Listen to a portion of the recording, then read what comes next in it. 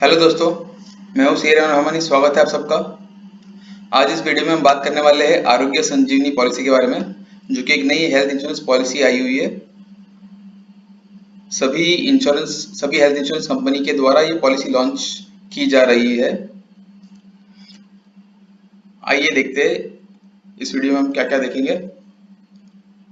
सबसे पहले तो हम डिस्कस करेंगे कि आरोग्य संजीवनी पॉलिसी है क्या और कौन कौन इस पॉलिसी को ले सकता है, और इसके अंदर मिनिमम सम अश्योर्ड और मैक्सिमम सम अश्योर्ड क्या है, कितने की आप पॉलिसी ले सकेंगे, कितने लाख रुपए की आप पॉलिसी ले सकेंगे, और इसके अंदर को पेमेंट परसेंटेज कितना होगा, और इसके अंदर नो क्लेम बोनस कितना होगा। ये फैमिली फ्लोटर के लिए ये क्या पॉलिसी ये है कि नहीं है वो हम देखेंगे। और इस पॉलिसी के अंदर वेटिंग पीरियड कितना है, मतलब आपका अगर प्री एग्जिस्टिंग कोई डिजीज है, पॉलिसी लेने के पहले की आपकी कोई बीमारी है, तो उस बीमारी के एक्सपेंसेस को क्लेम करने के लिए, उस बीमारी के जो हॉस्पिटलाइजेशन के खर्चे हैं उसको क्लेम करने के लिए आपको कितना टाइम तक वेट करना पड़ेगा, वो भी हम देखेंगे। उसके अलावा आप हॉस्पिटलाइजेशन होते हो, आपको अगर हॉस्पिटल में एडमिट होना पड़ता है तो उसके पहले के और उसके बाद के जो खर्चे हैं वो आपको मिलेंगे क्या, उसके बारे में हम बात करेंगे। अगर आपने अभी तक मेरा चैनल सब्सक्राइब नहीं किया तो मैं आपसे रिक्वेस्ट करूंगा कि चैनल को सब्सक्राइब करें और बेल आइकन को दबा दें, जिससे आपको आने वाले सारे वीडियोस के बारे में नोटिफिकेशन मिलता रहेगा और आपको अलग अलग फाइनेंशियल टॉपिक्स के बारे में नॉलेज मिलता रहेगा। अभी आरोग्य संजीवनी पॉलिसी आने के पहले क्या प्रॉब्लम्स थे वो हम देखेंगे। एक तो आपको पता होगा, अगर आप न्यूज वगैरह पढ़ते हो तो आपको पता रहेगा कि हमारे इंडिया में 80% 80% लोगों के पास में हेल्थ इंश्योरेंस नहीं है या मेडिक्लेम पॉलिसीज नहीं है। उसके लिए एक ये सबसे बड़ा प्रॉब्लम था जिसकी वजह से आरोग्य संजीवनी पॉलिसी लाई गई थी। और हमारे जो हेल्थ इंश्योरेंस पॉलिसीज होती है, अलग अलग कंपनी की अलग अलग पॉलिसीज होती है, और सारी पॉलिसीज के अंदर बेनिफिट्स जो अलग अलग होते हैं। आपने अगर हेल्थ इंश्योरेंस के जो एजेंट्स है उनसे अगर बात की होगी तो आपको पता होगा कि अलग अलग कंपनी वाले अलग अलग ऑफर्स देते हैं। कोई कुछ बीमारी कवर करता है, कोई कुछ बीमारी नहीं कवर करता है, सबके अलग अलग बेनिफिट्स होते हैं। तो ये थोड़ा कंफ्यूजन होता था कि हम कौन सा पॉलिसी ले। दूसरा एक प्रॉब्लम आता था, अलग अलग जो प्रीमियम होते हैं हमारे मेडिक्लेम अगर हम लेते हैं, हम अगर हेल्थ इंश्योरेंस पॉलिसी लेते हैं तो हमको जो पैसे भरने पड़ते हैं उसको बोलते हैं प्रीमियम। वो जो प्रीमियम का रेट है, वो जो इंश्योरेंस कंपनी है वो जोग्राफिकल लोकेशंस के हिसाब से डिसाइड करती थी।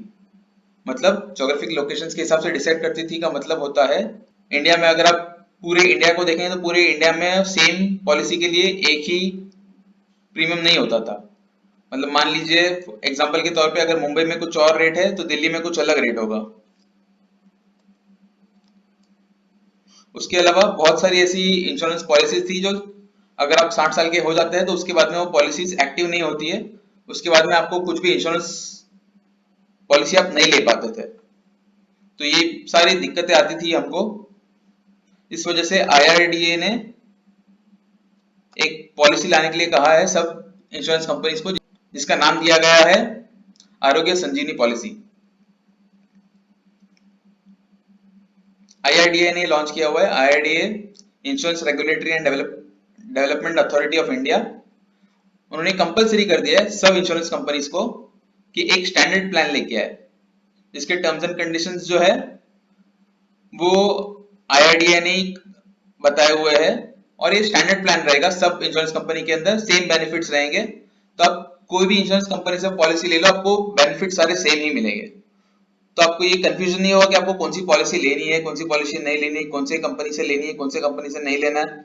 ये आपको कोई ऐसा प्रॉब्लम वाला बात नहीं होगा, क्योंकि ये सबके अंदर स्टैंडर्ड प्लान रहेगा, सेम बेनिफिट्स मिलेंगे सभी कंपनीज के द्वारा। अभी सेम बेनिफिट्स दिए जाएंगे तो हमारा कंफ्यूजन तो निकल गया। बट आईआरडीए ने क्या बोला है कि आपका जो प्रीमियम है, मतलब आप जो पैसे देते हो पॉलिसी लेने के लिए, वो हर कंपनी अपना अलग अलग प्रीमियम ले पाएगी, क्योंकि सब कंपनीज का सर्विसेज अलग अलग है। किसी कंपनी का सर्विस बहुत अच्छा है, किसी कंपनी का सर्विस इतना अच्छा नहीं है, इसलिए प्रीमियम रेट्स भी सबके अलग अलग हो गए। तो हमको ये जो पॉलिसी चूज करनी है वो हम सर्विस के बेस पे और प्रीमियम रेट के हिसाब से चूज करेंगे। ये आरोग्य आरोग्य संजीवनी पॉलिसी इंडिया में लॉन्च हुई थी 1 अप्रैल 2020 से, मतलब 1 अप्रैल 2020 के बाद सारी इंश्योरेंस कंपनी ने अपनी अपनी आरोग्य संजीवनी पॉलिसी लॉन्च की हुई है। और एक सबसे अच्छी बात क्या है कि इसका कोई एज लिमिट नहीं है, मतलब आपने अगर एक बार पॉलिसी ले ली और आप हर साल उसको रिन्यू कर रहे हो तो आपको कोई ऐसा मैक्सिमम एज लिमिट नहीं है कि भाई आप 60 साल के हो गए या आप 70 साल के हो गए तो उसके बाद तो इंश्योरेंस वाले इंश्योरेंस नहीं देंगे, ऐसा कुछ नहीं होगा। आप जब तक जिंदा है और आप हर साल उसको रिन्यू कर रहे हो तो आप जब तक जिंदा हो तब तक आप वो पॉलिसी का बेनिफिट ले पाएंगे। और ये प्रीमियम के जो रेट है, प्रीमियम के जो इंश्योरेंस के लिए जो कॉस्ट हम पे करते हैं कंपनीज को, वो हमारे जोग्राफिक लोकेशन के हिसाब से डिसाइड नहीं होगी। मतलब कि पूरे इंडिया में आप कहीं पर भी चले जाओ इसका रेट सेम ही होगा। ऑब्वियसली ये डिपेंड करेगा हमारे एज के ऊपर या वो सब वो हम देखेंगे आगे रेट्स के अंदर। बट एक महत्वपूर्ण बात ये है कि हमारे जोग्राफिक लोकेशंस के हिसाब से डिसाइड नहीं होगा, मतलब आप कौन से शहर में रहते हो, कौन से गांव में रहते हो, कौन से डिस्ट्रिक्ट में रहते हो, उसके हिसाब से आपका ये जो प्रीमियम का रेट है वो डिसाइड नहीं होगा, जो अभी इसके पहले ये पॉलिसी आने के पहले होता था वो चीज अभी नहीं होगी। अभी इस पॉलिसी में सम अस्योर्ड कितना होगा, मतलब आप कितने की पॉलिसी ले पाएंगे। तो आप कम से कम 1 लाख की पॉलिसी ले पाएंगे और ज्यादा से ज्यादा 5 लाख की पॉलिसी ले पाएंगे। और इसके अंदर आप मल्टीपल्स ऑफ 50,000, मतलब आप इसको अगर आपको बढ़ाना है, मान लीजिए आपको 1 लाख से ज्यादा चाहिए तो आपको 1,50,000 का पॉलिसी मिलेगा, फिर 2 लाख का पॉलिसी मिलेगा, मतलब ऐसे 50,000 50,000 रुपए इसके अंदर 50,000 रुपए के इंटरवल पे आपको पॉलिसी का सम अश्योर्ड रहेगा। क्लेम सेटलमेंट भी इसकी सबसे अच्छी बात क्या है, इस इस पॉलिसी की अच्छी बात यह है कि आप अगर किसी ऐसे इंश्योरेंस कंपनी से लेते हो जिसके पास काफी सारा कैशलेस फैसिलिटी है तो आप वो फैसिलिटी को भी यूज कर पाएंगे। अब इसके अंदर एंट्री एज क्या है, तो मिनिमम एंट्री एज है आपका 18 इयर्स। मिनिमम कोई बंदा अगर वो पॉलिसी ले रहा है तो 18 साल का होना चाहिए और मैक्सिमम एज उनकी होनी चाहिए 65 इयर्स। अगर आप 65 इयर्स क्रॉस कर गए हो तो आप ये पॉलिसी नहीं ले पाएंगे। रिन्यूएबिलिटी मतलब ये पॉलिसी रिन्यू कब तक कर पाएंगे, तो आप लाइफ टाइम तक ये पॉलिसी रिन्यू कर पाएंगे, पर कंडीशन ये रहेगा कि आपको हर साल ये पॉलिसी रिन्यू करनी है। आप हर साल पॉलिसी रिन्यू करते जाइए तो आपको लाइफ टाइम तक ये पॉलिसी का बेनिफिट मिलता रहेगा। आपको ऐसा नहीं होगा कि आप 60 साल के हो गए या 70 साल के हो गए या 80 साल के हो गए तो आपका ये पॉलिसी का रिन्यू नहीं होगा, ऐसा कोई कंडीशन नहीं है। आप जब तक जिंदा हो तब तक आप ये पॉलिसी का बेनिफिट ले सकेंगे। अब इसमें नो क्लेम बोनस हमको कितना मिलेगा, मान लीजिए हमने कोई एक साल में हमने प्रीमियम पे किया बट भगवान की दया से हम बीमार नहीं पड़े और हमको हॉस्पिटल में नहीं जाना पड़ा, तो हमको इंश्योरेंस कंपनी के द्वारा कितना बेनिफिट मिलेगा, तो ये बेनिफिट हमको मिलेगा 5% ऑफ द सम अश्योर्ड, मतलब हमारा जो भी सम अश्योर्ड रहेगा उसका 5% है वो इंक्रीज हो जाएगा। मतलब मान लो अगर आपने 1 लाख का पॉलिसी लिया हुआ है तो वो बढ़ करके 1,05,000 का सम अश्योर्ड हो जाएगा आपका, और आपको जो प्रीमियम पे करना है वो सेम ही रहेगा। और वैसे 5-5% हर साल बढ़ते रहेगा और ये मैक्सिमम कब तक बढ़ेगा, 50% तक। मतलब आपने 1 लाख का अगर पॉलिसी लिया हुआ है और आप साल दर साल उसको प्रीमियम पे कर रहे हो बट आप बीमार नहीं पड़ रहे, आप हॉस्पिटल में एडमिट नहीं हो रहे हो, तो उसका आपका 5-5% हर साल बढ़ते जाएगा और ये मैक्सिमम 50% तक आप सम अश्योर्ड बढ़ा पाएंगे। मतलब 1 लाख का पॉलिसी आप ज्यादा से ज्यादा 1.5 लाख तक लेके जा सकते हो। पोर्टेबिलिटी ये एक बहुत ही यूनिक फीचर है जो इस पॉलिसी में दिया गया है। एक पोर्टेबिलिटी वर्ड आपने ऑलरेडी सुना होगा मोबाइल फोन्स के अंदर, कि आपने मान लीजिए एक कंपनी से दूसरी कंपनी में स्विच कर लिया, मान लीजिए आपने एयरटेल से वोडाफोन में स्विच कर लिया या वोडाफोन से आपने जियो में स्विच कर लिया। आपने ऐसा मैं एग्जांपल दे रहा हूँ कि आपने मोबाइल के अंदर काफी सुना होगा ये पोर्टेबिलिटी वर्ड। तो अभी तक हेल्थ इंश्योरेंस में ऐसा कोई पोर्टेबिलिटी का फीचर नहीं था। अभी इस पॉलिसी के द्वारा हमको एक फैसिलिटी मिलती है कि आप एक इंश्योरेंस कंपनी से दूसरी इंश्योरेंस कंपनी के पास जा सकते हो विद सेम बेनिफिट्स, मतलब सेम, क्योंकि आपका ये आरोग्य संजीवनी पॉलिसी सेम रहेगा, सारे बेनिफिट सेम है, तो आप एक इंश्योरेंस कंपनी से दूसरी इंश्योरेंस कंपनी के पास जा सकते हो अगर आपको उस कंपनी का सर्विसेज अच्छा नहीं लगता है तो। अभी आपका जो एम्बुलेंस का खर्चा होता है, हॉस्पिटलाइजेशन को लेके आपका जो एम्बुलेंस का खर्चा होता है, वो मैक्सिमम आप ले सकेंगे 2,000 रुपया पर हॉस्पिटलाइजेशन। मतलब मैक्सिमम आपको 2,000 रुपये ही मिलेगा। एक बार आप हॉस्पिटल में एडमिट हुए तो उसके अंदर आपको 2,000 रुपये तक का एम्बुलेंस का खर्चा क्लेम कर पाएंगे आप। प्री एंड पोस्ट हॉस्पिटलाइजेशन मतलब कुछ ऐसे खर्चे होते हैं हमारे जो हमको हॉस्पिटल में एडमिट होने के पहले भी होते हैं। मतलब मान लीजिए कुछ हमने रिपोर्ट्स करवाई, कुछ टेस्टिंग वगैरह करवाई, तो वो हमको खर्चे मिलते हैं। खर्चों का हम क्लेम कर पाएंगे क्या या नहीं, वो खर्चों का हम क्लेम कर पाएंगे या नहीं। तो प्री हॉस्पिटलाइजेशन के अंदर आपको 30 डेज का टाइम मिलता है। मतलब आप अगर हॉस्पिटल में एडमिट होते हो उसके पहले के जो 30 दिन है उसमें आपने कुछ खर्चे किए होंगे आपको आपके हेल्थ को लेकर, तो आप वो भी क्लेम कर पाएंगे। और पोस्ट हॉस्पिटलाइजेशन मतलब हॉस्पिटल से डिस्चार्ज होने के बाद में घर पे जाते हो तो उसके बाद के जो 60 डेज है, 60 दिन का जो टाइम है, तब तक आप जो भी खर्चे करते हो, दवाइयों का खर्चा हो गया या कुछ फॉलोअप चेकअप्स का खर्चा हो गया, वो सारा खर्चा आप क्लेम कर पाएंगे इस पॉलिसी के अंदर।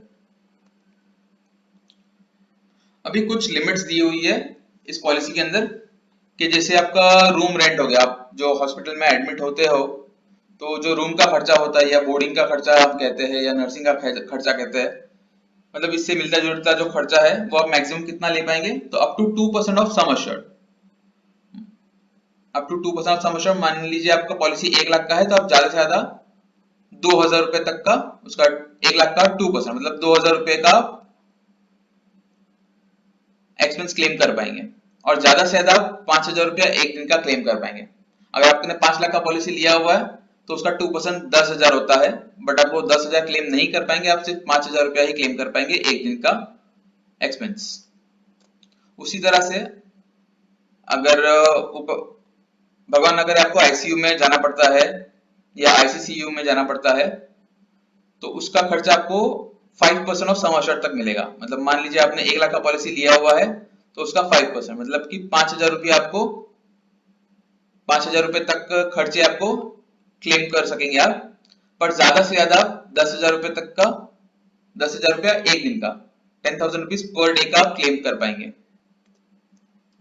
कैटरैक्ट का जो खर्चा है, कैटरैक्ट ट्रीटमेंट जो मोतियाबिंद हम कहते हैं हिंदी में, उसका खर्चा हमको मिलेगा 25% ऑफ सम अश्योर्ड या ज्यादा से ज्यादा 40,000 रुपए तक का आप उसको क्लेम कर पाएंगे। वही वेटिंग पीरियड, कुछ ऐसी बीमारी है जिसको इन लोग ने लिस्ट किया हुआ है कि जिसके अंदर आपको 24 मंथ्स का वेटिंग पीरियड है।